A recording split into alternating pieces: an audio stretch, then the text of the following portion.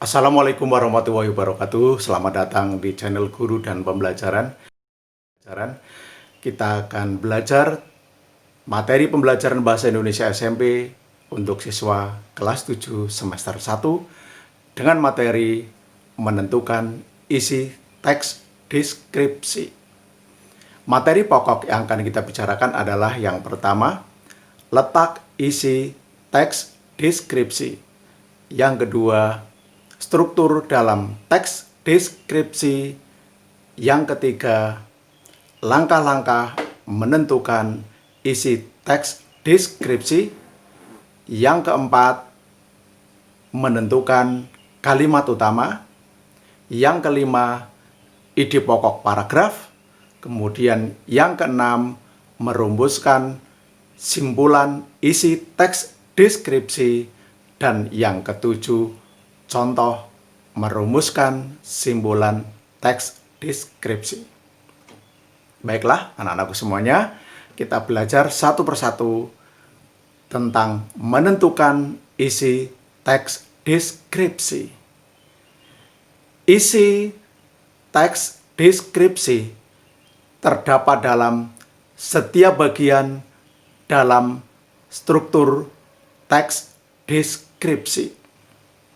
Nah, yang kedua, lalu seperti apakah struktur teks deskripsi? Struktur teks deskripsi terdiri dari 3 bagian, yaitu pertama, identifikasi, berisi nama pokok objek yang digambarkan dalam teks deskripsi. Yang kedua, deskripsi bagian berisikan rincian gambaran dari objek yang digambarkan dalam teks deskripsi. Dan yang ketiga, simpulan atau kesan. Berisi simpulan atau kesan secara keseluruhan tentang objek yang digambarkan dalam sebuah teks deskripsi. Yang ketiga, langkah-langkah menentukan isi teks deskripsi. Yang pertama, membaca teks deskripsi secara utuh. Yang kedua, menentukan kalimat utama dalam setiap paragraf dalam teks deskripsi tersebut. Yang ketiga, menentukan ide pokok dari setiap kalimat utama yang telah ditemukan. Dan yang keempat, merangkaikan ide pokok tersebut menjadi sebuah paragraf singkat. Mari kita bicarakan yang keempat tentang letak kalimat utama dalam sebuah teks deskripsi. Kalimat utama adalah sebuah kalimat dalam paragraf yang berisi gagasan utama yang dibahas dalam paragraf tersebut. Kalimat utama menjadi penting, menjadi pokok pembicaraan dalam paragraf tersebut. Letaknya bisa di awal paragraf, bisa di akhir paragraf, bisa juga di awal dan di akhir paragraf. Nah, ada apakah dalam kalimat utama tersebut?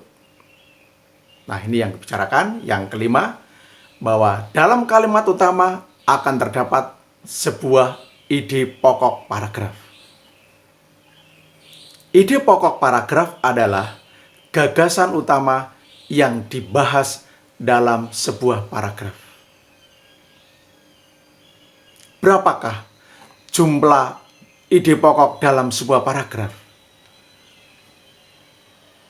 Dalam sebuah paragraf yang baik, hanya ada satu ide pokok. Lalu, kalian tentu akan bertanya, bagaimana Pak, jika ada paragraf yang memiliki kalimat utama di awal paragraf dan di akhir paragraf. Apakah paragraf tersebut memiliki dua ide pokok? Jawabnya tidak.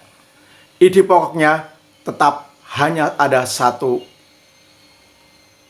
bahwa ada dua kalimat utama dalam paragraf tersebut, karena kalimat utama yang di akhir paragraf tersebut hanyalah penegasan terhadap kalimat utama yang terletak di awal paragraf. Jadi sekali lagi bahwa ide pokok dalam sebuah paragraf hanyalah satu.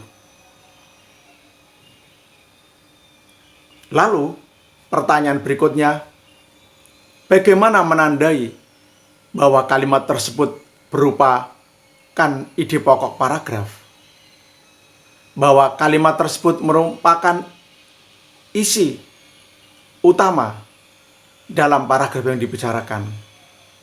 Atau pertanyaannya,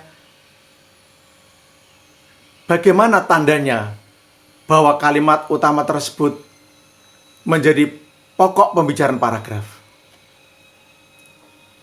Kalimat utama ditandai bahwa kalimat itu menjadi penting. Kalimat-kalimat berikutnya merupakan penjelasan dari kalimat yang dibicarakan. Saya contohkan paragraf berikut ini, berisi deskripsi buah durian. Perhatikan, buah durian memiliki ciri-ciri yang khusus. Buahnya kira-kira sebesar bola mainan anak-anak. Kulitnya berduri tajam. Warna kulitnya kuning kecoklatan. Aroma buahnya harum menyengat. Kalimat yang pertama, buah durian memiliki ciri-ciri yang khusus, itulah kalimat utama. Karena kalimat yang kedua, ketiga, dan keempat merupakan penjelasan dari kalimat yang pertama. Berarti paragraf tadi merupakan paragraf deskripsi dengan kalimat utama di awal paragraf. Bagaimana jika kalimat utamanya terletak di akhir paragraf? Tinggal disesuaikan saja. Paragraf itu akan dimulai dengan buah itu kira-kira sebesar bola mainan anak-anak. Dan seterusnya, kemudian ditutup dengan kalimat, itulah ciri-ciri buah durian. Atau saya bacakan lengkapnya menjadi seperti ini.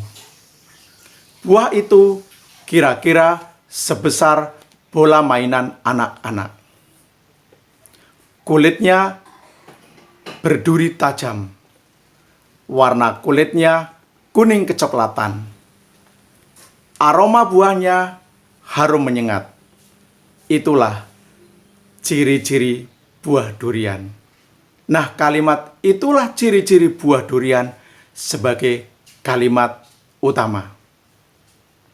Ide pokoknya tetap, yaitu ciri-ciri buah durian. Bagaimana jika paragraf itu memiliki dua kalimat utama? Maka paragrafnya akan menjadi seperti berikut ini. Buah durian memiliki ciri-ciri yang khusus. Buahnya kira-kira sebesar bola mainan anak-anak. Kulitnya berduri tajam. Warna kulitnya kuning kecoklatan. Aroma buahnya harum menyengat. Itulah ciri-ciri buah durian. Jadi kalimat yang pertama dan kalimat yang terakhir merupakan kalimat utama. Memang jumlahnya ada dua kalimat utama, tetapi ide pokoknya tetap hanyalah satu, yaitu ciri-ciri buah durian. Demikianlah tentang penanda kalimat utama dalam sebuah paragraf. Lanjutkan yang kelima tentang ide pokok paragraf.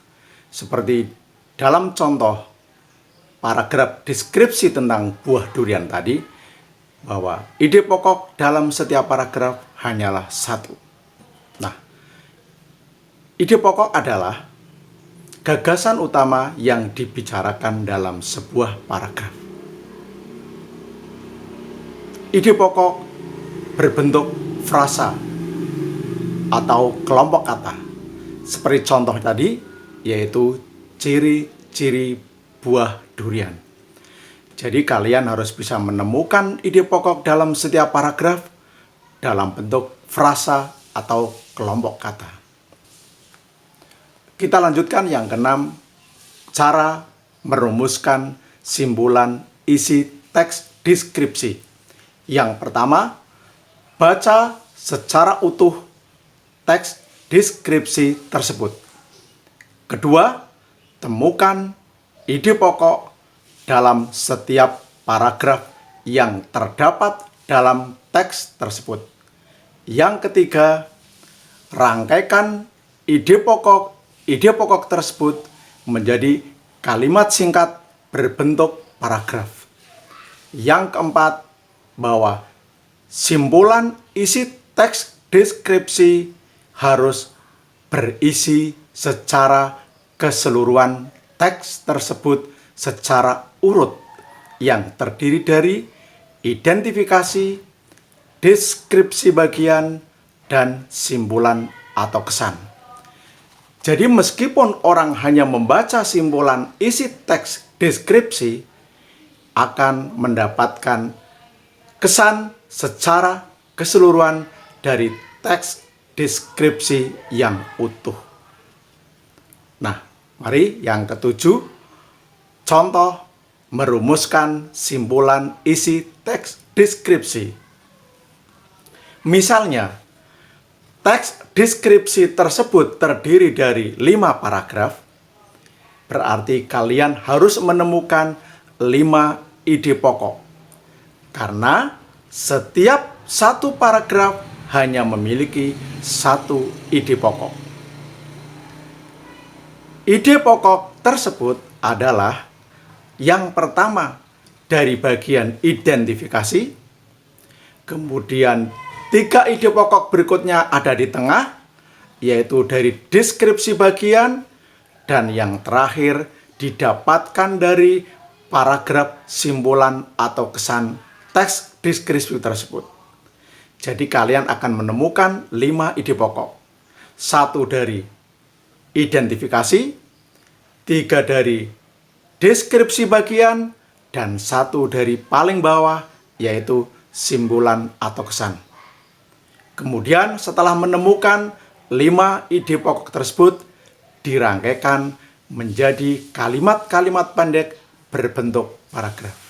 Demikianlah pembelajaran kita tentang menentukan isi teks deskripsi. Semoga bermanfaat. Setelah menyaksikan tayangan ini, mari Bapak Ibu Guru yang saya hormati dan anak-anakku semuanya, silakan untuk berbagi kemanfaatan dengan like, share, dan subscribe-nya. Terima kasih. Wassalamualaikum warahmatullahi wabarakatuh.